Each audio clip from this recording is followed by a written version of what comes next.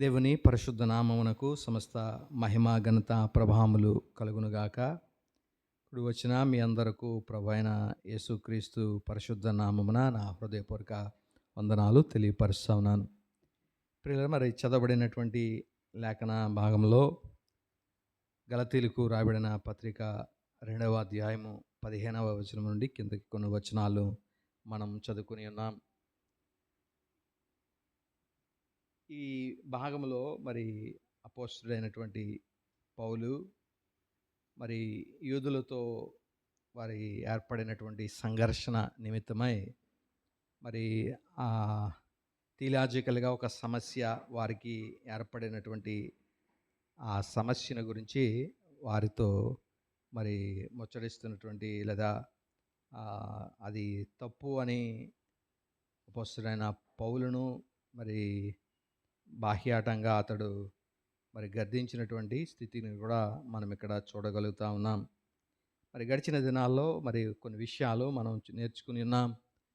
ధర్మశాస్త్రము రావడం వలన పాపం అనేటువంటిది ఈ లోకంలో నిద్రావస్థ స్థితిలో ఉన్నటువంటి పాపానికి జీవం పోసింది ధర్మశాస్త్రము అనే విషయాన్ని మనం నేర్చుకుని ఉన్నాం. పాపము ధర్మశాస్త్రము లేకపోతే పాపము మృత స్థితిలో ఉన్నటువంటి పరిస్థితి. అయితే మరి ఆ సాతానుడు ఈ ధర్మశాస్త్రాన్ని మరి ఉపయోగించి మరి మొదట హవ్వను, ఇశ్రాయేలీయులను, తర్వాత మనుష్యులందరినీ కూడా మరి ఆ ఆజ్ఞను ఉపయోగించి వారిని మరి పాపము చేయటానికి మరి ప్రేరేపిస్తున్నటువంటి పరిస్థితిని మనం నేర్చుకుని ఉన్నాం ప్రియులారా. అయితే ఈ గలతీ పత్రిక రాసినటువంటి ఆ సందర్భంలో అప్పటి దినాల్లో ఒక మూమెంట్ అనేటువంటిది ఒకటి స్టార్ట్ అయింది. ప్రజలలో నుండి ఒక మరి మూమెంట్ దేని కొరకు అంటే, ప్రతి క్రైస్తవుడు లేదా క్రీస్తును యందు విశ్వసించిన ప్రతి వ్యక్తిని కూడా యూదులుగా చేసేటువంటి పరిస్థితి. అతడు యూదుడైతే సరే, అతడు గనక యూదుడు కాకపోతే క్రీస్తు యేసునందు విశ్వాసం ఉంచితే చాలు, ఆ వ్యక్తిని తీసుకొచ్చి మరి సున్నతి చేయించి యూదుల్లో కలిపేసేటువంటి ఒక ఏమంటాం మూమెంట్ ఒకటి బయలుదేరింది. అయితే అది తప్పు అనేటువంటిది విషయాలు మరి ఆ ఉద్యమంలో మరి కొన్ని తప్పులు ఉన్నటువంటి పరిస్థితిని మనం చూడగలుగుతూ ఉన్నాం. వారు మరి ధర్మశాస్త్రం విషయంలో కొన్ని అపోహలు కలిగినటువంటి వారుగా, లేకపోతే తప్పుడు అభిప్రాయాలు కలిగి ఉండటం చేతనే ఆ మూమెంట్లో మరి వారు సరైనటువంటి దారిలో కాక తప్పు ద్రోవన వారు నడవడానికి నడిచే పరిస్థితి ఏర్పడింది. కాబట్టి ఈ మూమెంట్లో యూదులు ప్రారంభించినటువంటి ఈ ఉద్యమం ఏంటి? ఆ ఉద్యమం అంటే ప్రతి క్రీస్తునందు విశ్వసించిన ప్రతి వ్యక్తిని కూడా యూదుల్లో కలిపేయాలి అనేటువంటి ఒక ఉద్యమము మరి మొదలైనటువంటి స్థితి. అలా ఆ కోణంలోనే మరి క్రీస్తునందు విశ్వసించినటువంటి ప్రతి వ్యక్తిని తీసుకొచ్చి సున్నతి చేయించి యూదుల్లో కలిపేటువంటి వారుగా ఉండేవారు. అయితే ఈ అపోస్తలుడైన పౌలు దానికి వ్యతిరేకంగా మరి బోధ చేసి ఇది తప్పు, మరి ఇశ్రాయేల్ కాని వారు లేదా యూదులు కాని వారికి ధర్మశాస్త్రం ఆచరించాల్సిన పని లేదు అని చెప్పి ఆ స్థితి నుండి వారిని తప్పించినటువంటి స్థితిని మనం చూస్తూ ఉన్నాం. అయితే ఈ మూమెంట్లో ఏదైతే ఆ ఉద్యమం బయలుదేరిందో యూదుల నుండి, ఆ ఉద్యమంకారులకు ఈ విషయాలు కొన్ని తప్పులు చేసినటువంటి స్థితిగతులు మనం చూస్తూ ఉన్నాం. మొదటిది ఏంటంటే, మోషే ధర్మశాస్త్రాన్ని వాళ్ళు సరిగ్గా అర్థం చేసుకోలేనటువంటి ఆ స్థితిలో ఉన్నారు. ఈ ధర్మశాస్త్రాన్ని ఎలా అర్థం చేసుకోలేకపోయారు అంటే, దేవుడు ఇది తాత్కాలికంగా ఇచ్చాడు అనే విషయం వారికి గమనించలేకపోయారు. ఇది మానవ లేకపోతే ఏమంటారు లైఫ్ స్పాన్ ఎంత ఉందో అన్ని జనరేషన్స్కి కలిపి ఇచ్చింది కాదు. కొంతకాలం వరకే దేవుడు ఈ ధర్మశాస్త్రాన్ని ఉనికిలో ఉండడానికి ఉద్దేశించి ఇచ్చాడు. అది కూడా ఒక కండిషనల్గా దేవుడు వారికి ఈ ధర్మశాస్త్రాన్ని ఇచ్చాడు. ఏంటి ఆ కండిషన్ అంటే, మీరు దానికి విధేయత చూపితే అది మీకు ఆశీర్వాదాన్ని తీసుకొస్తుంది. దానికి గనక మీరు అవిధేయులైతే అది మీ మీదకి శాపాన్ని తీసుకొస్తుంది. ద్వితీయోపదేశకాండం 28వ అధ్యాయం అంతా అదే. మీరు గనక విధేయులైతే 15 రకాల ఆశీర్వాదాలు మీరు పొందుకుంటారు. దానికి గనక అవిధేయత చూపితే 43 శాపాలు మీరు పొందుకుంటారు అని కండిషనల్గా మరి దేవుడు ఈ యొక్క ధర్మశాస్త్రాన్ని ఇచ్చాడు. ఆ ధర్మశాస్త్రాన్ని సరిగ్గా ఈ యూదులు ఉద్యమాన్ని తీసుకొచ్చినటువంటి యూదులు అర్థం చేసుకోలేకపోయారు ప్రియులారా. రెండవది ఏంటంటే, మరి ఈ అన్యులు ఎవరైతే క్రైస్తవ్యంలోనికి వస్తున్నారో, అనగా యూదేతరులు, యూదులు కాని వారు ఎవరెవరైతే క్రీస్తునందు విశ్వసిస్తున్నారో వారిని యూదుల్లో కలుపుకోవడం కాకుండా దేవుడు వారికి ఏర్పరిచినటువంటి మరొక మార్గము మనం చూసాం. ఏంటంటే, ఆ ముగ్గురు పితరులు అయినటువంటి ఆ విషయాన్ని మనం నేర్చుకున్నాం.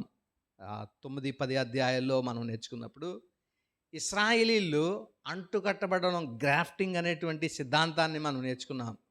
ఎక్కడ వారు నూతనంగా క్రీస్తు యేసునందు విశ్వసించినటువంటి ఆ వ్యక్తులు నూతనంగా ఎవరైతే మరి క్రీస్తు యేసునందు విశ్వాసం ఉంచినటువంటి వారు ఉన్నారో వారిని ఎక్కడ తీసుకొచ్చి అంటుకట్టారంటే, ఇశ్రాయేలీల్లోకి అంటుకట్టలేదు కానీ కాండంలోనికి వారిని అంటుకట్టారు. కాండం అనగా ఈ పితరులైనటువంటి వారు అబ్రహాము, ఇస్సాకు, యాకోబులు అనేటువంటి వారు. వీరు యూదులు కాదు. అబ్రహాము, ఇస్సాకు, యాకోబులు అనేటువంటి వారు యూదులు కాదు. వీరు అన్యులుగానే ఉన్నారు.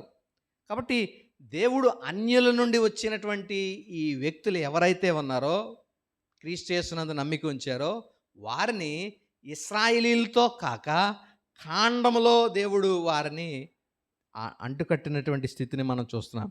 ఇప్పుడు ఈ కాండము నుండి భౌతికంగా ఇశ్రాయేలీలు ఎవరైతే అబ్రహాము, ఇస్సాకు, యాకోబు సంతానము వచ్చారో వాళ్ళల్లో క్రీస్తు యేసునందు విశ్వసించని వారిని కట్ చేసి తీశారు. ఎవరున్నారు ఈ కాండములో అంటే, ఎవరైతే క్రీస్తు యేసునందు విశ్వసించారో వారినే ఈ కాండములో ఉంచారు. మరలా అన్యులైనటువంటి వారు ఎవరెవరైతే విశ్వసిస్తున్నారో వారందరం తీసుకొచ్చి ఈ కాండములోనికి అంటుకట్టినట్టుగా మనం నేర్చుకుని ఉన్నాం ప్రియులారా. కాబట్టి ఇప్పుడు అన్యులైనటువంటి వారు యూదులతో కలవరు కానీ అబ్రహాము, ఇస్సాకు, యాకోబులతో వారు పాలిభాగస్తులై అబ్రహాముకి ఏమేమి వాగ్దానములు ఇవ్వబడ్డాయో ఆ వాగ్దానాలకు వీరు కూడా సమాన వారసులు అవుతున్నారనే విషయాన్ని ఈ యూదులు ఏదైతే ఉద్యమాన్ని తీసుకొచ్చారో ఆ యూదులు తెలుసుకోలేకపోయినటువంటి స్థితిని మనం చూస్తూ ఉన్నాం. మూడవది ఏంటంటే, మరి ధర్మశాస్త్రము ఇశ్రాయేలీల్ని రక్షించలేదనేటువంటి విషయము ఈ యూదులు గమనించలేకపోయారు. అప్పటి వరకు వారు ధర్మశాస్త్రాన్ని అంటిపెట్టుకున్నారు. ధర్మశాస్త్రమే వారిని రక్షిస్తుందని ధర్మశాస్త్రానికి ముడిపడి వారి జీవితాలు పెనవేసుకుని దానిని ఆచరించడమే ప్రధానమైన కర్తవ్యంగా వారు భావించినటువంటి స్థితిగతులను వారు జీవించారు అలాగా. అయితే ధర్మశాస్త్రము వీరిని ఎంత మాత్రము రక్షించలేకపోయింది. ఉదాహరణకు ఆదాము అవ్వలకు దేవుడు ఆజ్ఞ ఇచ్చాడు, పలానా వృక్ష ఫలాల్ని తినవద్దు అనేటువంటి ఆజ్ఞ ఇచ్చాడు.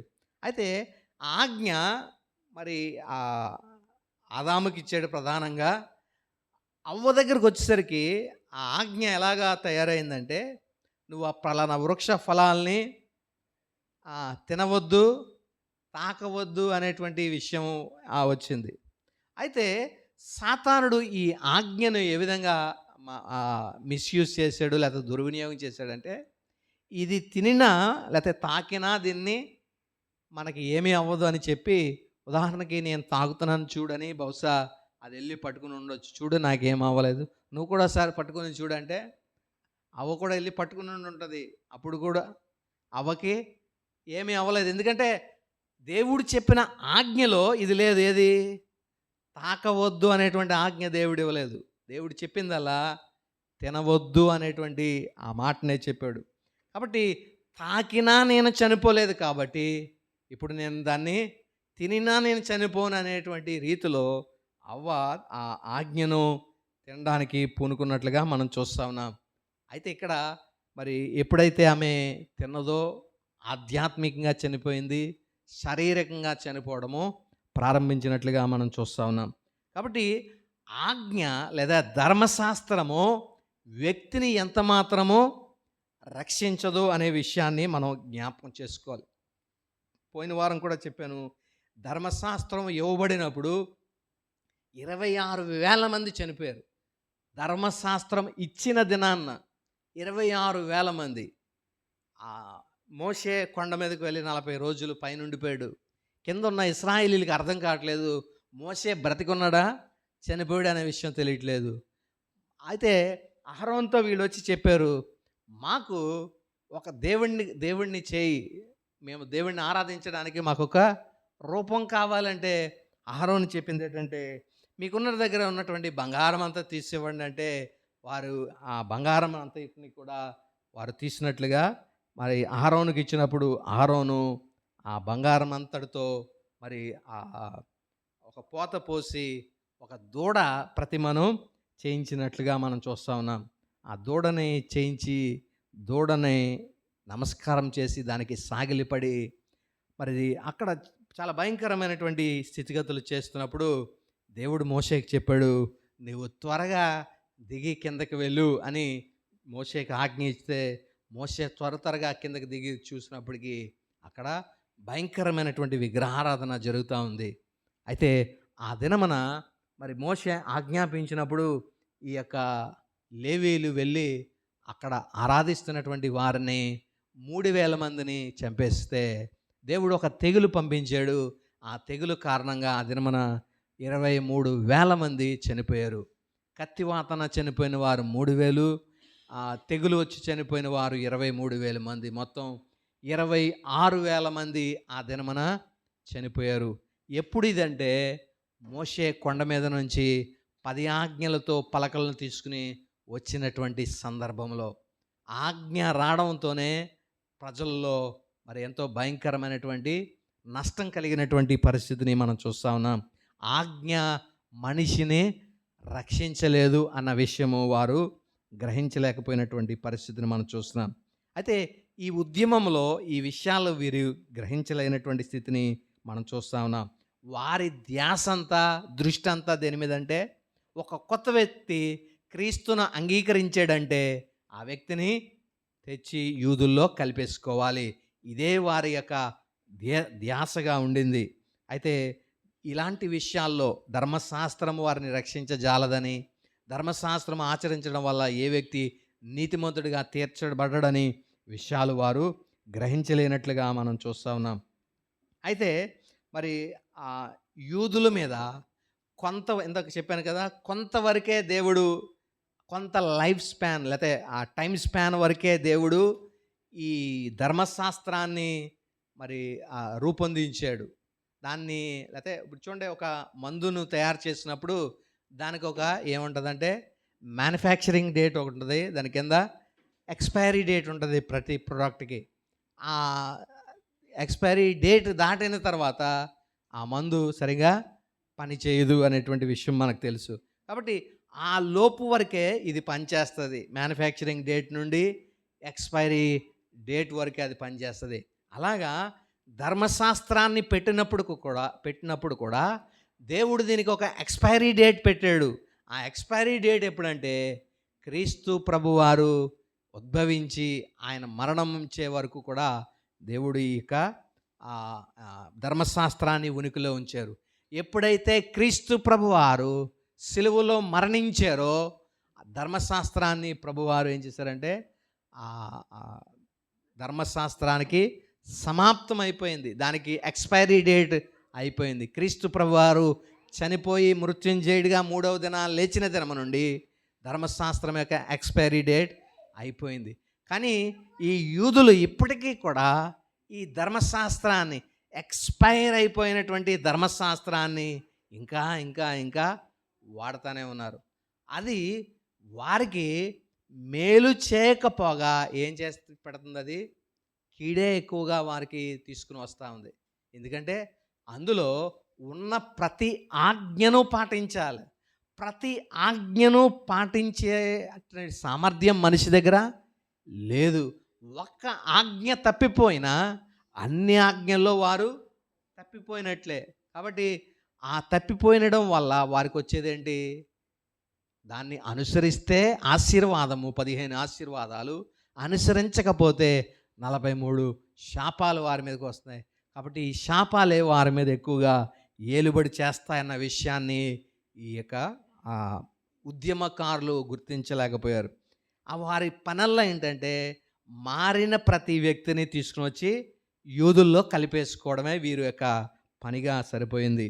కాబట్టి ఈ ఉద్యమాన్ని మరి లో ఉన్నటువంటి విషయాలు, లేకపోతే గ్రహించలేనటువంటి విషయాలు మరొకటి ఏంటంటే, మరి ధర్మశాస్త్రం మమ్మల్ని నడిపిస్తుంది అనే విషయాల్లోనే వారు నమ్ముతున్నారు. కానీ ధర్మశాస్త్రపు క్రింద నుండి ఒక నూతనమైనటువంటి ఏలుబడి కిందకి మనం వచ్చామన్న విషయం వారికి గ్రహించలేకపోయారు. అందుకనే రోమాపత్రికలో రాయబడుతుంది కదా, ఇట్టి దాస్యమునకు లోనైన పాప మరణముల నియమము నుండి నన్ను విడిపించగలిగిన వాడెవడు? అయ్యో నేనంత దౌర్భాగ్యుణ్ణి అని అపోస్తలుడైన పౌలు చెప్తే, దానికి సమాధానంగా 8వ అధ్యాయం 1-2 వచనాల్లో మనం చూస్తాం. పాప మరణముల నియమము నుండి మనం ఇప్పుడు మనకి ఎక్కడికి వచ్చామంటే జీవపు నియమము కిందకి మనము వచ్చాము. రెండవది పరిశుద్ధాత్మ ఏలుబడి కిందకి మనము ఆత్మ ఆధీనంలోనికి మనం వచ్చాము. కాబట్టి ధర్మశాస్త్రపు ఏలుబడి నుండి ఇప్పుడు ఒక వ్యక్తి ఎక్కడికి వస్తున్నాడంటే పరిశుద్ధాత్మ ఏలుబడిలోనికి వస్తూ ఉన్నాడు, పరిశుద్ధాత్మ ఆధీనంలోనికి వస్తూ ఉన్నాడు. కాబట్టి ప్రత్యక్ష పర్యవేక్షకుడు మనల్ని సూపర్వైజ్ చేసేవారు ఎవరంటే పరిశుద్ధాత్మ దేవుడే. ఆయనే మనల్ని నడిపించేటువంటి వాడన్న విషయము వారు గ్రహించలేకపోయినట్లుగా మనం చూస్తూ ఉన్నాం. ఆ విధానంలో ధర్మశాస్త్రంలో అయితే ఆ ధర్మశాస్త్రం ఎక్కడ రాయబడింది? రాళ్ళు మీద రాయబడింది. కానీ ఈ నూతన నిబంధనలో ధర్మశాస్త్రము లేకపోతే ధర్మ విధి ఎక్కడ రాయబడుతుందంటే మానవుల హృదయాల మీద రాయబడుతుంది. నేను వారి హృదయముల మీద నా విధిని రాస్తాను అని దేవుడు చెప్తా ఉన్నాడు. ఇది క్రొత్త నిబంధన. నేను వారి పాపములు ఇక్కడ ఎన్నడూ నేను జ్ఞాపకం చేసుకోనని ఇర్మియా 31వ అధ్యాయము 31, 33 వరకు వచ్చిన వచనాలను మనం చదవగలుగుతాం. కాబట్టి ఆ ధర్మశాస్త్రపు ఏలుబడి నుండి ఆత్మ ఏలుబడి కిందకి వచ్చామన్న విషయం వారు గ్రహించలేకపోయారు. తర్వాత మరి ఈ పౌలు రాసినటువంటి గలతీ పత్రిక లేదా రోమా పత్రికను అర్థం చేసుకోలేనటువంటి వారుగా వీరున్నారు. ఎందుకంటే ఆ ధర్మశాస్త్రము క్రింద ఉన్న ప్రతి ఒక్క వ్యక్తి కూడా ధర్మశాస్త్రము కాడి కింద ఉన్నారనే విషయాన్ని మనం అర్థం చేసుకోగలుగుతాం. 5వ అధ్యాయం ఇదే మొదటి వచనాన్ని చదివితే గలతీ పత్రికలో ఈ స్వాతంత్రము అనగా ఎలా వచ్చింది ఈ స్వాతంత్రం అని మనం చూస్తే, ఎవరైతే క్రీస్తు యేసునందు విశ్వసించారో వారు ధర్మశాస్త్రపు ఆధీనములో నుండి, కాడి నుండి ఆత్మ ఆధీనంలోనికి వస్తారు. వారందరికీ స్వాతంత్రం ఇవ్వబడింది. ఈ స్వాతంత్రము అనుగ్రహించి క్రీస్తు మనలను స్వతంత్రులుగా చేసి ఉన్నాడు. కాబట్టి క్రీస్తు యేసునందు ఉన్నవారు, ఆయన విశ్వసించిన వారందరూ కూడా స్వతంత్రులు అనే విషయాన్ని మనం గమనించాలి ప్రియులరా. ఇంకా ధర్మశాస్త్రం క్రింద గనక ఉంటే వారు ధర్మశాస్త్రానికి మరి ఏమంటాం స్లేవ్స్గానే ఉన్నారనే విషయం మనం జ్ఞాపకం చేసుకోవాలి ప్రియులరా. తర్వాత ఐదవది ఇశ్రాయేలీల మధ్య తేడా వారు గ్రహించలేకపోయారు. అందరూ ఇశ్రాయేలీలు ఒకటే అనేటువంటి విషయము వారు అర్థం చేసుకున్నారు. కానీ ఇశ్రాయేలీల మధ్య విభజన ఉంది అనే విషయం వారు గ్రహించలేరు. ఏ విభజన ఉంది? ఇశ్రాయేలీల్లోనే సపోజ్ ఒక ఇశ్రాయేలీలు అనే దేశం మొత్తం ఉంటే, ఆ ఇశ్రాయేలీల్లో నిజమైన ఇశ్రాయేలీలు, ఆధ్యాత్మిక ఇశ్రాయేలీలు ఉన్నారు. అనగా ఇశ్రాయేలీలు అందరూ క్రీస్తును విశ్వసించిన వారు కారు. కాబట్టి ప్రతి ఇశ్రాయేలీయుడు నిజమైన ఆధ్యాత్మిక ఇశ్రాయేలీయుడు కాదు. మరి ఎవరు ఆధ్యాత్మిక ఇశ్రాయేలు ఎవరంటే, ఈ ఇశ్రాయేలీల్లో ఎవరైతే మెస్సియాని యందు విశ్వసిస్తారో, మెస్సియా ఈ లోకములో ఉద్భవించాడు, ఆయన మన పాపముల కొరకు చనిపోయాడు, మృత్యుంజయుడే తిరిగి లేచాడు, తండ్రి కుడి పార్శ్వమున ఆసీనుడై రాజుగా ఉన్నాడు, ఆయన మరలా తిరిగి రాబోతున్నాడు, తన 1000 ఏళ్ల పరిపాలన ఈ కనాను నుండి ఆయన చేయబోతున్నాడు పరిపాలనని ఎవరైతే విశ్వసిస్తారో వారు నిజమైన ఇశ్రాయేలీలు. నిజమైన ఇశ్రాయేలీల్లో యూదులు మాత్రమే కాదు, అన్యులు కూడా ఈ నిజమైన ఇశ్రాయేలీల్లో చేర్చబడతారు. ఎలాగా? ఇందాక మనం చూసాం, ఆ చెట్టులో అంజూరపు చెట్టును మనం చూసాం. అడవి అంజూరపు చెట్టు, ఒలివ చెట్టు, అంజూరపు చెట్టు, అది రోమపత్రికలో మనం నేర్చుకున్నది. అయితే ఆ నిజమైనటువంటి ఈ చెట్టులో కాండము ఎవరని మనం చూసామంటే, అబ్రహాము, ఇస్సాకు, యాకోబులు కాండం అయితే, వాటి రెమ్మలు లేకపోతే కొమ్మలుగా ఇశ్రాయేలీలు ఎదిగి ఉన్నారు. అయితే ఇందులో ఫలించినటువంటి తీగలను, ఎలా అయితే ద్రాక్షవల్లిలో ఫలించిన తీగలను 15వ అధ్యాయంలో తీసివేశాడో, 10వ అధ్యాయంలో ఇక్కడ కూడా ఈ ఒలివ చెట్లో ఎవరైతే ఫలించినటువంటి కొమ్మలు ఉన్నాయో ఆ కొమ్మలను తీసివేసినటువంటి పరిస్థితి. మరి ఎవరిని ఇందులో ఉంచారు? ఈ చెట్లో ఎవరిని ఉంచారంటే, ఎవరైతే ఫలిస్తారో, లేకపోతే ఎవరైతే విశ్వసించిన వారు ఉన్నారో వారిని మాత్రమే ఈ యొక్క చెట్లో లేకపోతే నిలిచి ఉండడానికి దేవుడు కృపను అనుగ్రహించున్నాడు. తర్వాత ఈ కాండంలోనికి అంటుకట్టబడినటువంటి వారంగా మనమందరం ఉన్నాం. అన్యులైనటువంటి వారందరిని ఎక్కడ అంటుకట్టారంటే కాండములోనికి, అనగా అబ్రహాము, ఇస్సాకు, యాకోబులు అనేటువంటి వారిలోనికి మనల్ని అంటుకట్టారు. ఇశ్రాయేలీలు అనేటువంటి కొమ్మల్లోనికి కట్టలేదు మనల్ని అంటూ. ఎక్కడ కట్టారంటే మొదల్లో కాండంలోనికి కట్టారు. ఎందుకంటే ఈ కాండమైనటువంటి అబ్రహాము, ఇస్సాకు, యాకోబులు వీరు యూదులు కాదు, వీరు కూడా అప్పటికే అన్యులుగానే ఉన్నారు. అన్యులైనటువంటి వీరిని దేవుడు ఎన్నుకొని తన వాగ్దానములు ఇచ్చి వారితో నిబంధన చేసి తన నిబంధనని స్థిరపరిచినటువంటి దేవుడు. కాబట్టి వారికి ఇచ్చినటువంటి వాగ్దానముల్లో మనం కూడా పాలిభాగస్వామై ఉండడానికి ప్రభువు మనల్ని ఎక్కడ కట్టాడంటే వారితో పాటు కాండములో మనల్ని కూడా అంటు కట్టాడు. కాబట్టి ఇప్పుడు మనమందరం కూడా నిజమైన ఆధ్యాత్మిక ఇశ్రాయేలీయులము అనే విషయాన్ని మనం గ్రహించాలి ప్రియులారా. ఈ విషయము ఎవరైతే ఉద్యమకారులు ఉన్నారో అది ఆ సంఘములో, మరి గలతీ పత్రికలో అప్పటిలో జరిగినటువంటి ఆ ఉద్యమం వారు అర్థం చేసుకోలేనటువంటి పరిస్థితిగా మనం చూస్తూ ఉన్నాం. తర్వాత మరి దేవునితో సంబంధానికి ధర్మశాస్త్రము ఉపయోగించబడదు అనే విషయాన్ని వారు గ్రహించలేకపోయారు. అంటే విశ్వాసముతో ప్రారంభమైనటువంటి ఈ సహవాసము లేకపోతే సంబంధము, దేవునితో ఉన్న సంబంధము ఎలా కొనసాగుతుంది అంటే మన క్రియల మీద కాదు, మన పరిశుద్ధత మీద దేవునితో ఉన్న సంబంధం కొనసాగదు. మన క్రియలు వల్ల, మన పరిశుద్ధత వల్ల కాదు, కానీ క్రీస్తు యేసునందలి విశ్వాసమును మనం కొనసాగించిన కొలది ఆ సంబంధం కూడా కొనసాగుతూ ఉంటుంది. కాబట్టి మనం చూసుకోవాల్సిందల్లా ఆయన మీద ఎటువంటి అవిశ్వాసము లేకుండా పరిపూర్ణమైన విశ్వాసంలో ఒక వ్యక్తి కొనసాగిన కొలది తన దేవునితో ఉన్న సంబంధం కూడా కొనసాగుతూనే ఉంటుందన్న విషయము వీరు గ్రహించలేకపోయారు. కాబట్టి ఈ శరీరము అనేటువంటి దీనిని వారు తెరపైకి తీసుకొచ్చారు. కార్యములు, శరీర కార్యములు అని మనం 5వ అధ్యాయంలో మనం చదువుతాం. వాస్తవానికి ఈ శరీర కార్యములు అంటే ఏంటంటే, మన శరీరంతో చేసే ఈ దొంగతనము, లేదా వ్యభిచారము, లేతే ఏదైతే శరీరంతో ఉంటామో అది కాదు గానీ, దేవుని కృపకు వ్యతిరేకంగా ధర్మశాస్త్రాన్ని ఉపయోగించి మనం దేవునితో అంగీకరింపబడడానికి చేసే ప్రతి చర్య కూడా, ప్రతి క్రియ కూడా అది శరీర కార్యము.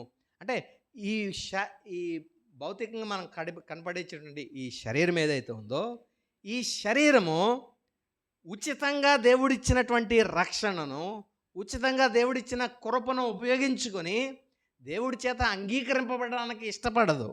ఇది ఏం చేస్తుందంటే, నేను ఏదో ఒకటి చేసి దేవుని చేత అంగీకరించాలని స్వయం నీతి, మన స్వనీతిని ఆధారం చేసుకుని దేవుని సన్నిధికి వెళ్ళాలనుకోండి.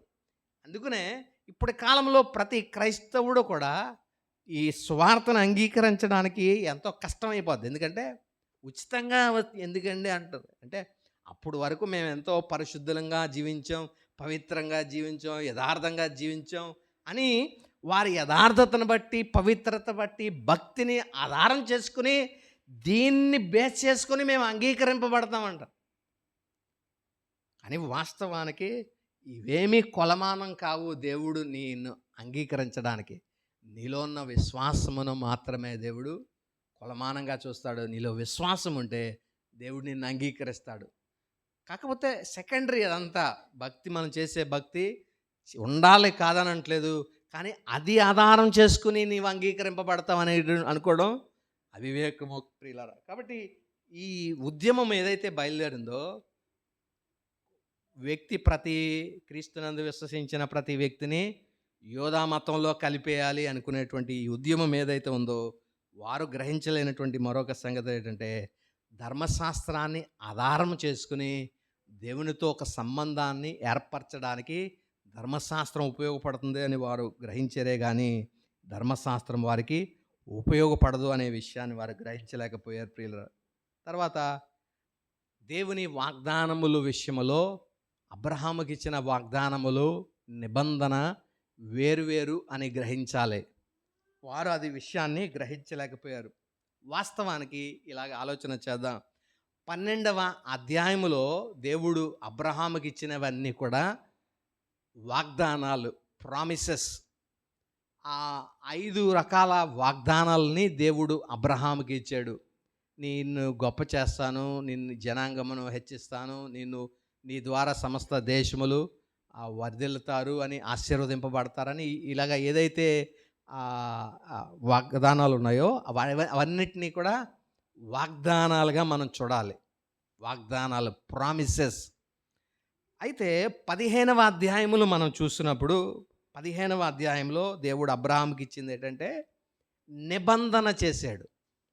నిబంధన చూడండి, ఆ నిబంధనకి వాగ్దానాలకి తేడా ఉన్నాయండి.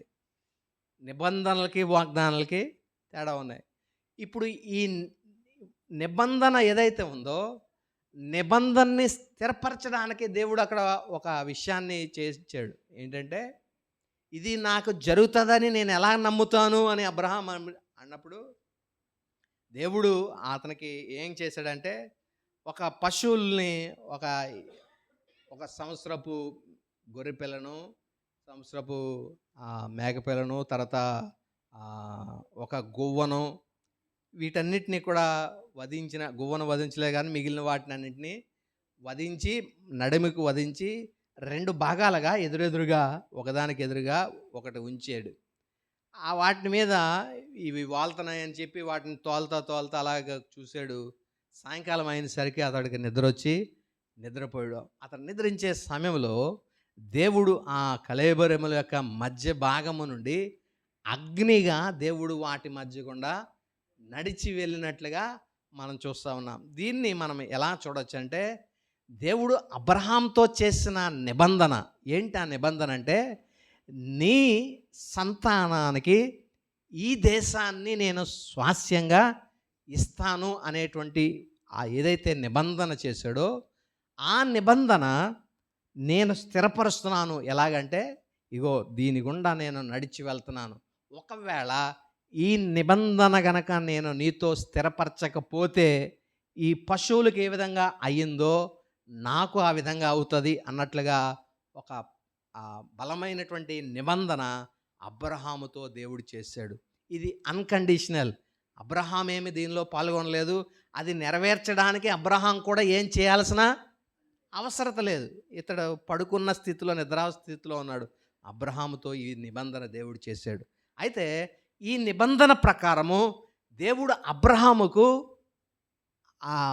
ఏదైతే స్వాస్యంగా ఇచ్చిన కనాన్ని అబ్రహాం పొందాడా? నీ సంతానముకు, నీకును నీ సంతానముకు ఈ దేశాన్ని స్వాస్యంగా ఇస్తానని వాగ్దానం చేశాడే, ఆ వాగ్దానము, ఆ నిబంధన ఇప్పటికీ ఇంకా నెరవేరలేదు. కాబట్టి ఆ నిబంధన ఇంకా నెరవేరవలసి ఉన్నది. కాబట్టి ఇప్పుడు అబ్రహాము సంతానముగా ఉన్నటువంటి వారందరూ నిరీక్షించేది దేని కొరకంటే, దేవుడు ఆ నిబంధనను మాకు స్థిరపరుస్తాడు, లేకపోతే మా మధ్యన దాన్ని జరిగిస్తాడనేటువంటి నిరీక్షణతో. ఆ నిబంధన ఏంటంటే, ఆయన సంతానం ఎవరు అంటే 3వ అధ్యాయంలో, గలతీ పత్రిక 3వ అధ్యాయం 16వ వచనము మనం చదివితే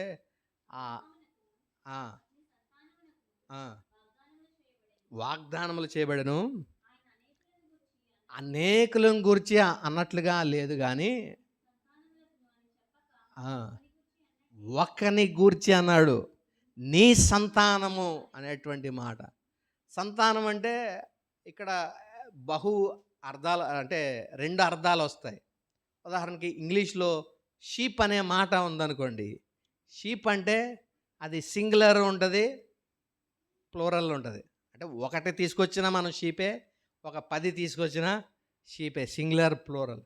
అలాగే సీడ్, సంతానము అన్నప్పుడు కూడా ఏక సంతానము, లేదా ఇంకా కొంతమంది కలిసిన సంతానము అవ్వచ్చు.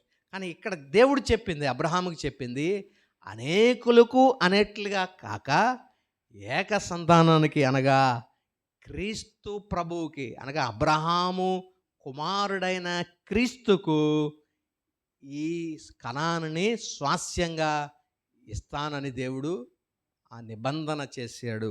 కాబట్టి ఆయన తన 2వ రాకడలో క్రీస్తు ప్రభువారు మరలా రావాలి. ఆయన వచ్చినప్పుడు ఈ నిబంధన కనానుని స్వాధీనపరుచుకుని కనాను నుండి ఆయన పరిపాలన జరిగించాలి. ఆయనతో పాటు ఇప్పుడు ఎవరైతే విశ్వసిస్తారో వారందరూ కూడా ఆ కనానుని స్వాస్యంగా పొందుకుంటారు ప్రియులారా. కాబట్టి ఈ నిబంధన ఏదైతే ఉందో అది వాగ్దానములకును దీనికిని తేడా ఉంది. ఈ వాగ్దానాలు, నిన్ను గొప్ప చేస్తాను, నీ పేరును గొప్ప చేస్తాను, నీ సంతానమును అభివృద్ధి పరుస్తాను, నీ సంతానము ఇసుక రేణువుల వలె విస్తరిస్తాను, ఇవన్నీ మామూలు వాగ్దానాలే. కానీ ఇదైతే నిబంధన, ఖచ్చితంగా అది దేవుడు జరిగిస్తారు. దానికి నిబంధనకి కూడా స్థిరపరచడానికి ఒక పశువుల్ని వధించి దాని మధ్య గుండా అగ్నిగా ఆయన నడిచి వెళ్ళాడు. అలాగ స్థిరపరిచాడు ఆ నిబంధన. అన్కండిషనల్గా దీన్ని స్థిరపరిచినటువంటి స్థితిని మనం చూస్తున్నాం. కాబట్టి వారు ఈ రెండిట్లకి మధ్య ఉన్నటువంటి ఈ తేడాని గమనించలేకపోయారు. చాలామంది ఇదే అనుకుంటారు, ఈ రెండు ఒకటే అనుకుంటారు. 12వ అధ్యాయంలో ఇవ్వబడిన వాగ్దానాలు 15లో ఉన్నది కూడా ఒకటే. కానీ 12లో ఒత్తి వాగ్దానాలు మాత్రమే, కానీ 15లో ఇచ్చింది నిబంధన. చాలా స్థిరమైనటువంటిది, దేవుడు మోషేతో చేసిన నిబంధనగా మనం చూస్తూ ఉన్నాం ప్రియులరా. కాబట్టి ఈ నిబంధన, ధర్మశాస్త్రం గనక ఉంటే ఈ నిబంధన అమలయ్యేటువంటి అవకాశము లేదు. కాబట్టే ఆ ధర్మశాస్త్రాన్ని దేవుడు అమల్లో తీసేసినట్లుగా మనం చూస్తూ ఉన్నాం. కాబట్టి ఇప్పుడు ఎంపిక ఏంటంటే, నీకు అబ్రహాము నిబంధన నీకు కావాలా, లేకపోతే మోషేతో చేసిన నిబంధన ప్రాముఖ్యమా? ఇప్పుడు వీళ్ళు ఎంచుకోవాల్సింది, అబ్రహాము నిబంధనకి గనక కట్టుబడి ఉంటే మోషే ధర్మశాస్త్రం ఇంకా పనిచేయదు. ఒకవేళ మోషే ధర్మశాస్త్రం కావాలని నువ్వు కోరుకుంటే నీకు ఇందులో పాలిభాగం ఉండదు. అబ్రహాముకి వాగ్దానం చేశాడు. ఏ వాగ్దానము? కనాను దేశాన్ని. ఆ కనాను దేశంలో ఎవరు స్వాధీనపరుచుకుంటారు? క్రీస్తు యేసు ప్రభువారు దాన్ని స్వాధీనపరుచుకుని అక్కడ నుండి 1000 ఏళ్ల పరిపాలన ప్రారంభించి దాని ఎక్స్టెన్షన్ పరలోక రాజ్యములో యుగయుగములు ఆయన పరిపాలిస్తూ ఉంటారు. ఆ రాజ్యములో నీవు ఉండాలి అంటే ఏ నిబంధన నువ్వు ఎంచుకోవాలి? 2 నిబంధనలో అబ్రహాము నిబంధననే ఎంచుకోవాలి. కాబట్టి వీరు ఇంకా ఈ ధర్మశాస్త్ర నిబంధననే కోరుకుంటా ఉన్నారు. ఈ ధర్మశాస్త్ర నిబంధన ఉంటే ఈ అబ్రహాము నిబంధన పనిచేయదు. కాబట్టి అబ్రహాము నిబంధన కొరకు మనం వారు ఎదురు చూడాలనేటువంటి ఆ విషయము వారు గ్రహించక మోషే ద్వారా వచ్చిన ధర్మశాస్త్ర నిబంధననే వారు ఎంపిక చేసుకున్నట్లుగా మనం చూస్తూ ఉన్నాం ప్రియులారా. తర్వాత మరి మోషే ధర్మశాస్త్రాన్ని పాటించేటువంటి విషయంలో పరిశుద్ధాత్మ దేవుడు వారికి ఎప్పుడు కూడా సహాయము చేయడు. మోషే ధర్మశాస్త్రాన్ని పాటించడానికి పరిశుద్ధాత్మ దేవుని యొక్క సహాయము వారికి ఎంత మాత్రమనో ఉండదు. మరి పరిశుద్ధాత్మ దేవుడు ఎవరికి సహాయం చేస్తాడంటే ఎవరైతే విశ్వాసంతో కొనసాగుతున్నారో వారికి మాత్రము పరిశుద్ధాత్మ దేవుని యొక్క సహాయము పర్యవేక్షణ ఎప్పుడూ ఉంటుంది. అందుకనే కదా మనం రోమాపత్రికలో 8వ అధ్యాయంలో మనం నేర్చుకున్నది ఏంటంటే ఆత్మ నియమము క్రిందకి మనం వచ్చాం. ఆత్మ ఆధీనములోనికి ఆత్మ నడిపించేటువంటి ఆయన నడిపింపు ఎవరికి వస్తుంది అని అంటే ఆత్మ నడిపింపు అంటాం కదా. ఎవరికి ఆత్మ నడిపింపు అంటే విశ్వాసములో కొనసాగే వారికే ఆత్మ నడిపింపు. ధర్మశాస్త్రమును అనుసరించి వారికి కాదు ఆత్మ నడిపింపు. లేదా అలాగా భాషలు మాట్లాడితే ఎప్పుడు బరబర అంటుంటే అలా కాదు ఆత్మ నడిపింపు. మరి ఎవరికి ఆత్మ నడిపింపు అంటే నిజంగా విశ్వాసముతో క్రీస్తు యేసునందలి విశ్వాసముతో ఎవరైతే కొనసాగుతున్నారో వారికి ఖచ్చితంగా ఆత్మదేవుడు తన సహాయమును అనుగ్రహిస్తాడు. కాబట్టి ఆత్మ నడిపింపు అంటాం. అది ఎవరికి ప్రాముఖ్యంగా అంటే విశ్వసిస్తున్న ప్రతి వ్యక్తికి, అది యూదుడికైనా యూదేతరుడికైనా అన్యునికైనా సరే, విశ్వసించిన ప్రతి ఒక్కరికి పరిశుద్ధాత్మ దేవుని యొక్క సహాయం ఎప్పుడు ఉంటుంది అనే విషయాన్ని మరి వారు గ్రహించలేకపోయారు ప్రియులారా. కాబట్టి ఈ విషయాలను మనం గమనించవలసిన వారమైన అప్పుడు బయలుదేరినటువంటి ఆ ఉద్యమం మొదలెట్టినటువంటి ఆ ఉద్యమం దేని కొరకు ప్రాముఖ్యంగా అంటే మతాన్ని ప్రోత్సహించడానికి, లేకపోతే మతంలో వ్యక్తులను కలుపుకోవడానికి. అందుకని ప్రభువారు కూడా అంటారు కదా, మీరు దేశమంతా చుట్టి ఒక వ్యక్తిని మీ మతంలో కలుపుకోవడానికి ప్రయత్నిస్తారు, అలాంటి వాళ్ళకి మెడన తిరగటరాడు కట్టేసి సముద్రంలో పడేయట వారికి మేలు. అంటే ఒక వ్యక్తిని ఎలాగైనా సరే మతంలో కలుపుకోలేనటువంటి ఆలోచన వ్యర్థమైనటువంటిది, పనికిరానిది అని. కాబట్టి మార్గం, విశ్వాసం అనేటువంటి మార్గంలో మరి వ్యక్తులు కొనసాగాలి. ధర్మశాస్త్రపు కాడి నుండి స్వతంత్రులుగా పరిశుద్ధాత్మ ఏలుబడిలోనికి వారు రావాలనేటువంటిది గ్రహించలేకపోయారు. అంతేకాదు ఒక యూద క్రైస్తవుడు ఇతర యూదులతో మరి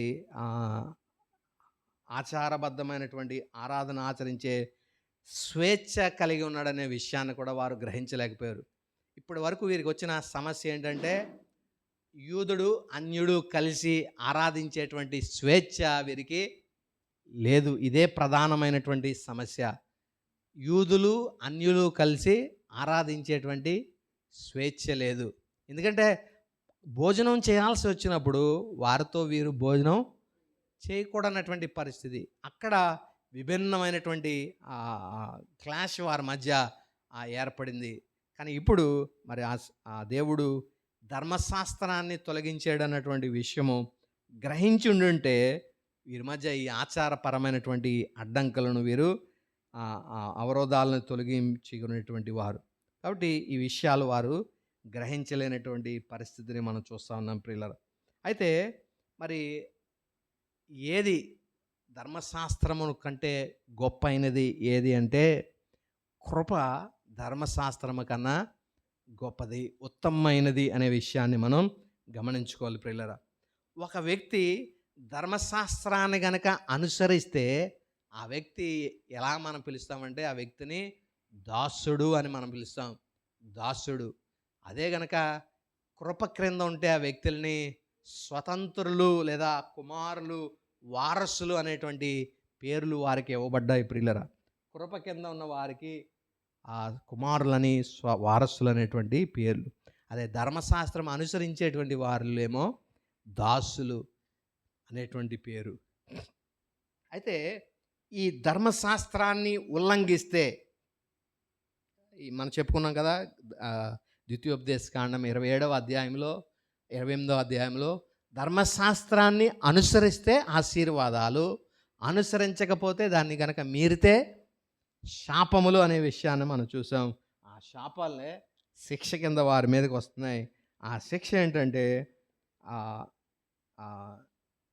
తెగుళ్ళు లేదా ఆ శాపము, మీకు ఎలా జరుగుతుంది, ఇలా జరుగుతుంది, మీకు ఎంత నాశనము అయిపోతారో, మీరు వేరే ఒక దేశంలోనికి వెళ్ళి అక్కడ బందీలుగా జీవించాల్సిన పరిస్థితి ఏర్పడుతుంది. మీరు పండించి కష్టపడి భూమిని దున్ని ఆ పంట వేసినా సరే ఆ పంట మీకు చేతికి రాదు. ఇలాగ ఎన్నెన్నో మరి శాపాలు అక్కడ ఇవ్వబడి ఉన్నాయి ప్రియులు. అదంతా దేవుని యొక్క ఉగ్రత అనే విషయాన్ని మనం జ్ఞాపకం చేసుకోవాలి.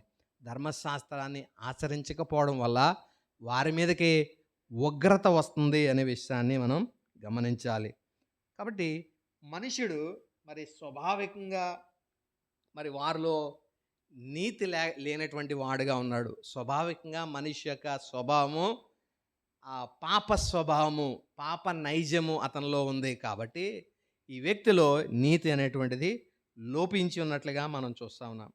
అదే కృప కిందకు వచ్చిన తర్వాత ఆ వ్యక్తి స్వభావరీత్యా తర్వాత క్రియలలో కూడా పాపిగా జీవించినప్పటికీ వారు ఉగ్రతకి గురవరు. ఎందుకంటే వారి పాపములన్నీ ఎందులో కవర్ చేయబడ్డాయి? దేవుని యొక్క కృపలో. అందుకనే 6వ అధ్యాయంలో ఇది చూస్తాం. ఎక్కడ పాపము అపరిమితంగా విస్తరిస్తుందో అక్కడ దేవుని కృప కూడా దాన్ని మించినటువంటి కృపగా దేవుని కృప ఉంటుంది. ఒకవేళ ఒక పెద్ద మరి కుప్ప కింద పాపం ఉండుంటే దాన్ని కవర్ చేసే అంటే దానికన్నా పెద్దదిగా దేవుని యొక్క కృప ఉంటా ఉంది అనేది మనం జ్ఞాపకం చేసుకోవాలి. కాబట్టి స్వభావరీత్యా మనిషి పాపిగానే ఉన్నాడు, చేసే క్రియలు కూడా పాపంగానే ఉన్నాయి. అయినప్పటికీ వీరు ఎక్కడున్నారు? కృప కింద ఉన్నారు. కాబట్టి వారి యొక్క మరి దేవునితో వారికి ఉన్నటువంటి సహవాసములో ఎటువంటి వ్యత్యాసము, ఎటువంటి అవరోధము వారికి ఏర్పడలేదు. అదే కొనసాగింది. దేవునితో ఉన్న సహవాసములోనే వారు కొనసాగినట్లుగా మనం చూస్తూ ఉన్నాం ప్రియులారా. తర్వాత వారు దేవునితో వారికి ఏం కలిగింది? ఎప్పుడైతే దేవుని యందు వారు విశ్వసించారో దేవునితో వారు సమాధానపరచబడ్డారు. మునుపు శత్రువులుగా ఉన్నారు, ఇప్పుడు దేవునితో మిత్రులుగా ఉన్నారు, దేవునికి కుమారులుగా ఉన్నారు. కాబట్టి దేవునికి మనుషులకి మధ్య సమాధానము ఏర్పడింది కృప కింద ఉండడం వల్ల. అంతేకాదు హోదాలో కూడా వీరు ఎలాగా పిలువబడతా ఉన్నారంటే రైచియస్గా పిలువబడతా ఉన్నారు, నీతిమంతులుగా ప్రకటింపబడతా ఉన్నారు. వాస్తవానికి సంపూర్ణమైనటువంటి నీతి సమాధానపరచబడినటువంటి వ్యక్తికి సంపూర్ణమైన నీతి లేదు. కానీ మనల్ని ఏమని పిలుస్తున్నారంటే నీతిమంతులుగా ప్రకటించాడు దేవుడు. నీతిమంతులుగా ప్రకటించాడు. సంపూర్ణమైనటువంటి నీతిమంతులుగా ఎప్పుడు అవుతామంటే క్రీస్తు ప్రభువారు వచ్చినప్పుడు సంపూర్ణమైనటువంటి నీతి మనకు వస్తుంది. ఎందుకంటే అప్పటి వరకు మనలో ఇదేముందంటే పాప నైజము ఎలుబడిలో ఉంది. కాబట్టి శరీరంలో ఉన్నాం. కాబట్టి ఎప్పుడైతే శరీరాన్ని వదిలి మహిమా శరీరము ధరిస్తామో అప్పుడు మనలో పాప నైజం ఉండదు. కాబట్టి సంపూర్ణమైనటువంటి నీతి మనం నీతిమంతులుగా ఉండగలుగుతాం. కాబట్టి అప్పటి వరకు కూడా మనం ఎలాగ చలామణి అవుతామంటే నీతిమంతులుగానే చలామణి అవుతాం, నీతిమంతులుగానే పిలువబడతాం. నీతిమంతులుగా ఉండడానికి ఉన్న ఆశీర్వాదాలు, ఆ బెనిఫిట్స్ అన్నిటినీ కూడా పొందుకుంటూ ఉంటాం. చూడండి, కొంతమందికి ఉద్యోగం ఇస్తారు, ఉద్యోగం ఇచ్చిన తర్వాత పోస్టింగ్ ఎక్కడనేటువంటిది అది కొంత అలాగా పెడతారు. కానీ వాస్తవానికి ఎప్పుడైతే వీళ్ళకి ప్రకటించారో ఆ దినము నుండే వీళ్ళు ఆ ఉద్యోగంలో జాయిన్ అయినట్లు లేదా ఆ ఉద్యోగంలో జీతము పొందిన వారుగా ఆ బెనిఫిట్స్ అన్నీ కూడా ఆ దినం ఏదైతే ఈరోజు అపాయింట్మెంట్ జరిగిందో ఆ దినము నుంచి ఆ బెనిఫిట్స్ అన్నిటినీ పొందుకుంటారు. వాస్తవానికి వీళ్ళు ఎప్పుడో ఎక్కడో పలానా చోట జాయిన్ అవ్వాలంటారు. అక్కడికెళ్ళి జాయిన్ అవుతారు. కానీ అప్పటి వరకు కూడా ఈ బెనిఫిట్స్ వారు ఎలా పొందుతారో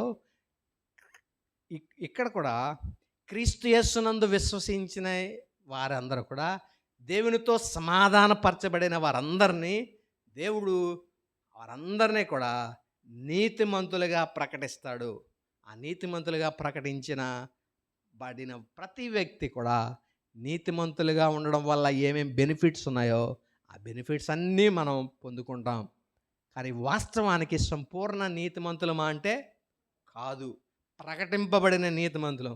సంపూర్ణ నీతిమంతులు ఎప్పుడంటే ప్రభువు వచ్చినప్పుడు ఈ శరీరాన్ని వదిలి మహిమా శరీరాన్ని ధరించినప్పుడు సంపూర్ణమైన నీతిమంతులు. అప్పటి వరకు కూడా మన స్వభావరీత్యా పాపులమే, తర్వాత క్రియల రీత్యా పాపులమే, అంటే అనీతి కార్యాలే మనం చేస్తూ ఉంటాం. కానీ మనకున్న టైటిల్ మాత్రం ఎలాంటిది అంటే నీతిమంతులము. అంటే క్రియలు చేసినంత మాత్రం వలన వచ్చిన నీతి కాదు ఇది. అందుకనే దీన్ని ఏమంటారంటే ఇంప్యూటెడ్ రైచియస్నెస్ అంటాం. ఇంప్యూటెడ్ రైచియస్నెస్ దేవుడు మనకు అనుగ్రహించాడు, మన క్రియల వల్ల పొందింది కాదు ఈ రైచియస్నెస్. ఒకవేళ ఈ నీతి క్రియల ద్వారా పొందింది అయితే పరిశుద్ధంగా ఉన్నంతకాలం ఉంటుంది. పాపం చేస్తే నాకు నీతి కోల్పోతాం. కానీ ఈ నీతి నేను క్రియల వల్ల పొందింది కాదు, దేవుడు నాకు అనుగ్రహించింది. కాబట్టి నేను పాపం చేసిన నీతిమంతుడినే, పరిశుద్ధంగా జీవించిన నీతిమంతుడినే. అంతటి గొప్ప బెనిఫిట్ దీంట్లో ఉంది. ఎందుకంటే అది నా వలన కలిగింది కాదు, దేవుడు అనుగ్రహించిన imputed gifted righteousness. Gifted righteousness అంటే బహుమానంగా ఇవ్వబడిన నీతి ఇది. నీవు నేను క్రియల ద్వారా సంపాదించింది కాదు. అందుకనే దేవుని ఆ సువార్త ఎందుకు ఎంత అమూల్యమైంది అంటే ఒక పాపి ఆ వ్యక్తికి నువ్వు ఏం చేయవసరం లేదు, దేవుని యందు ఒక్క విశ్వాసం, ప్రభువు నీ కొరకు వచ్చి నీ ప్రాణం పెట్టాడు నీ పాపాల కోసం, ఆయన చనిపోయి లేచి తండ్రి యొద్ద నీ పాపాల కోసం విజ్ఞాపన చేస్తున్నాడు, ఆయన మరలా వచ్చి నిన్ను తన చోటకి తీసుకెళ్ళిపోతాడు అంటే పాపికి అంతకన్నా ఏం కావాలి? సులువుగా అతడు సువార్తను నమ్మడానికి గొప్ప ఆస్కారం ఉంది. కానీ క్రైస్తవులు నమ్ముతారా సువార్తను? అంటే ఎన్నడ్డు వచ్చేస్తాయి. మన భక్తి, మన యథార్థత, మనం చేసినటువంటి ఇవెంత అడ్డుగోళ్ళగా మనకుంటాయి. మన ప్రభుని ఫ్రీగా విశ్వసించడానికి ఇవన్నీ అడ్డుపడతాయి. ఉచితంగా ఏంటండి అని మన భక్తికి వరలం కాదండి, ఇంతకాలం మనం భక్తి చేస్తూ ఇదంటే వ్యర్థమే అంటారా అని మనం భక్తి ఈ స్వనీతినే ఆధారం చేసుకుని ఎంతసేపు దేవుని మీద ఆ దేవునితో సంబంధం కలుపుకోవడానికి ప్రయత్నిస్తాం. కానీ దాన్ని వదిలి విశ్వాస సంబంధంతో గనక మనం ప్రయాణాన్ని కొనసాగిస్తే అసలు పాపం గురించి అసలు ఆలోచనే చేయం. చేసాం ఏమైంది అంటే చేయడాన్ని నేను ఎంకరేజ్ చేయట్లే, కానీ పొరపాటున జరిగించాం, దానికోసం అలోలాసనాన్ని దానికోసం ఏడ్చి కన్నీరు కాచి చేయాల్సిన అవసరం లేదు. దాని కొరకు ప్రభు ఆయన చేసే పని ఏంటి? ప్రస్తుత కాలము తండ్రి చెంత ఆయన విజ్ఞాపన చేస్తున్నాడు, ఇది మధ్యవర్తిత్వం చేస్తున్నాడు. అపవాదిని మీద చేసే ప్రతి ఒక్క ఏదైతే నేరం మోపుతున్నాడో ప్రతి నేరానికి యేసు ప్రభు కౌంటర్ ఇస్తా ఉన్నాడు. ఇదిగో నేను కార్చిన రక్తం, ఇదిగో నేను కార్చిన ఆ శిలువలో పడిన వేదన, శ్రమ ఇది సరిపోతుంది, మరణం ఇది సరిపోతుంది అనగానే ఆడ తెచ్చినటువంటి కేసు మొత్తం తీసేయి అని. కాబట్టి అలాగా ఈ హోదాలోనూ నీతిమంతులుగా ఉంటున్నాం, స్వభావరీత్యా చూస్తే వాస్తవానికి పాపులము, నీతి క్రియల విషయంలో చూస్తే అనీతిమంతులుగా పాపులుగా ఉన్నాం. అయినప్పటికీ మనం నీతిమంతులుగానే ప్రకటింపబడతా ఉన్నాం. ఇది సువార్తలో ఉన్న కృపలో ఉన్నటువంటి గొప్పతనం. అంతే కాదు, మూడవది చూస్తే మరి స్వభావ రీత్యా, క్రియల రీత్యా మరి ఆహ్, ఆ క్రియల్లో విధేయులు, ప్రేమకు పాత్రులుగా ఉంటా ఉన్నారు. తర్వాత ఇదెప్పుడంటే మహిమపరచబడినటువంటి సందర్భంలో మనం చూసినట్లయితే, మహిమపరచబడినప్పుడు అనగా ఈ శరీరాన్ని వదిలివేసిన తర్వాత, ఇప్పటి వరకు శరీరంలో ఉన్నంత కాలం మనలో పాప నైజం అనేటువంటిది ఉంది కదా. ఎప్పుడైతే ఈ శరీరాన్ని వదిలేసామో పాప నైజం అనేటువంటిది మనకు పోతుంది. ఇప్పుడు నూతన శరీరాన్ని మనం ధరిస్తున్నాం. ఆ శరీరం ఏంటంటే మహిమా శరీరము. ఆ మహిమా శరీరానికి ఈ పాప నైజం ఏమీ లేదు కాబట్టి మనము ఇప్పుడు ఎలాంటి వారమంటే విధేయులము దేవునికి. ఇదివరకు శరీరంలో విధేయత చూపాలని మనకు మనసులో ఉంటుంది. మనసులో పరిశుద్ధంగానే ఉండాలి, పాపం చేయకుండా ఉండాలి, యథార్థంగానే ఉండాలా అన్న విషయాలన్నీ ఉంటాయి మనసులో. కానీ శరీరం సహకరిస్తుందా? ఎందుకంటే దీనిలో పాప నైజం ఏలుబడి చేస్తుంది కాబట్టి ఇది ఎంతసేపు కూడా చెయ్యి చెయ్యి చెయ్యి అని మన చేత పాపము చేయించడానికే పూనుకుంటూ ఉంటుంది. చాలాసార్లు మనం చేయిస్తాం, కానీ కొన్నిసార్లు పడిపోయేటువంటి పరిస్థితి. ఎందుకంటే ఈ శరీరంలో మనం నివసిస్తున్నాం కాబట్టి, పాప నైజముతో కూడిన శరీరం మనం నివసిస్తున్నాం కాబట్టి, ఇప్పుడు అదే పాప నైజంతో కూడిన శరీరం లేదు, మహిమా శరీరంలో ఉన్నాం. ఇప్పుడు ప్రభు ప్రతి కార్యానికి మనం, ప్రతి ఒక్క నియమానికి మనం సులువుగా లోబడతాం. మనల్ని అడ్డగించేటువంటి శరీరం ఇప్పుడు లేదు కాబట్టి, ఎప్పుడు మనం మహిమపరచబడినప్పుడు. ఇది ఎప్పుడంటే క్రీస్తు ప్రభువారు భూమి మీదకి వచ్చినప్పుడు మనం ఆయన్ని మహిమా శరీరంతో ఎదుర్కొంటాం. అప్పుడు మనకి హోదాలోనూ నీతిమంతులుగా ఉంటాం. తర్వాత ఆ స్వభావ రీత్యా, తర్వాత క్రియల రీత్యా కూడా నీతిమంతులుగా ఉంటాం. సో అవి ఈ తీసేయాలి కదా, నీతిమంతులుగా ఉంటాం స్వభావ రీత్యా. తర్వాత క్రియల్లో కూడా మనం నీతిమంతులుగా ఉంటాం. ఇప్పుడంటే మనం మహిమపరచబడినప్పుడు. ఆ మహిమపరచబడేది ఎప్పుడంటే ప్రభు రాకడలోనే ఇది జరుగుతుందనే విషయాన్ని మనం జ్ఞాపకం చేసుకో. కాబట్టి ధర్మశాస్త్రం కన్నా గొప్పది ఏంటంటే కృప గొప్పది. కాబట్టి ఆ కృపను ఆధారం చేసుకుని మనం బ్రతకాలి. దేవుని సన్నిధికి వచ్చేసరి ప్రతిసారి కూడా స్వనీతిని ఆధారంగా చేసుకుని కానీ, ధర్మశాస్త్ర క్రియల ఆధారంగా చేసుకుని కానీ మనం ఎంత మాత్రము దేవుణ్ణి సమీపించకూడదు.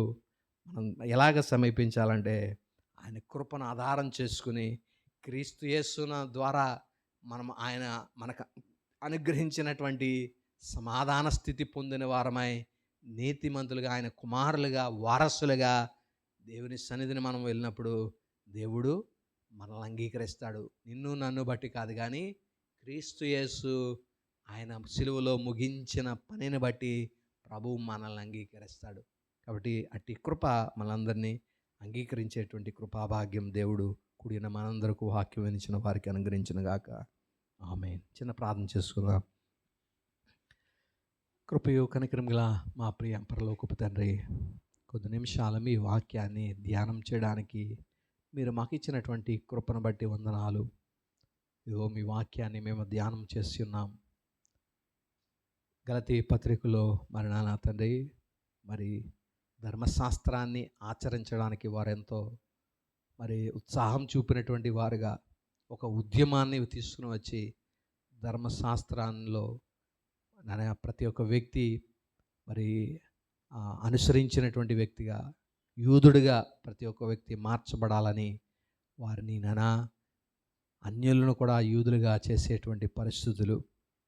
అయితే మీరు దినాన్ని మాకు తెలియపరిచారు, యూదులకైనా అన్యులకైనా ధర్మశాస్త్రము సమాప్తం చేయబడిందని, ధర్మశాస్త్రము ఒక నా తండ్రి టైం స్పాన్ వరకే అది పనిచేసింది, ఇక మీదట అది పని చేయదనేటువంటి సత్యాన్ని మీరు మాకు తెలియపరిచారు.